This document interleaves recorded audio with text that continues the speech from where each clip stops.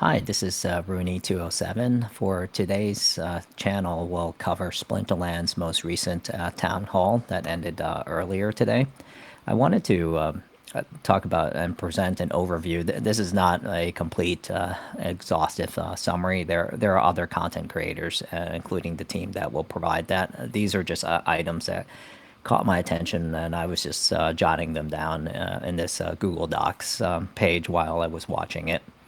So the first one's actually from PJ, the Chief Technology Officer. He brought up a few things that and clarified and also confirmed the around the technology piece. Is that they're performing a continuous integration and deployment strategy with regards to tech modernization, and they're about 35% complete overall, and they're still operating in two silo environment, I believe. So there, I'm not sure how the databases and things like that will work. And the other piece that PJ had mentioned is that he's dedicated and focused to cybersecurity, which is really good. So I hope that over time, at the minimum, I hope that PJ and the Splinterlands leadership will be able to share with us a high level things that they may have regarding the cybersecurity governance framework and their risk and control matrix around that, at least the generally accepted pieces that they can share within the public scope. And I hope that in the future, sometime, that they'll either consider the AICPA, for the accounting firms, service organization type 2, the SOC 2, with at least a security principle. They don't have to consider the other ones, but at the minimum, I would say at that, and then hopefully they'll mature it and add the other principles into future reports as well, or at the minimum consider an ISO 27001 type structure. So I'm excited to hear that security is the top priority for PJ. And Matt came on, and he talked about something that I believe, from his perspective, he had mentioned that it was recommended by many players in our community. So he's working on something that's called an energy bar. So he provided an sample here. This image came from Nate, actually, afterwards. And as you can see, there's, and according to Matt, I believe you can buy and renew one time daily.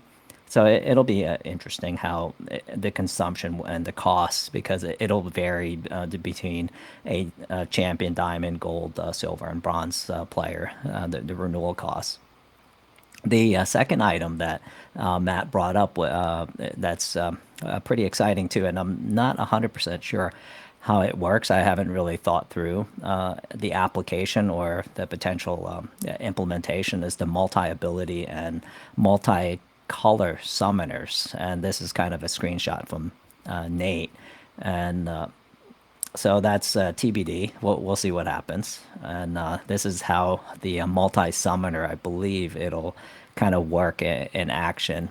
One of their battle scenes that they're working internally. Nate also shared some eye candy for the land type and geography, whether it's going to be Magic, Occupy, Kingdom Land, and things like that, or it's a standard. So he showed us two graphics. It's a little bit similar. It's just one shows more information than the other. The other item that Nate talked about was the survey boost samples, which are these that'll be voted by the audience in our community, and I believe they'll settle on a final one that includes the time boost samples as well. And this is some of the eye candy screenshots that was provided during the town hall, as you can see through these. And this is, I believe, an extension of the multi summoner ability and color. Chatter also mentioned that there's potential new marketing partners, so we'll get more information and we'll learn more about that. Splinterlands TV folks mentioned that they'll transition from FOMO February to Monster March, and I believe you'll receive different cards possibly towards that progress there. So we'll learn that when March comes around in a few days. And this is it for the town hall summary. Thank you so much, and I'll talk to you later.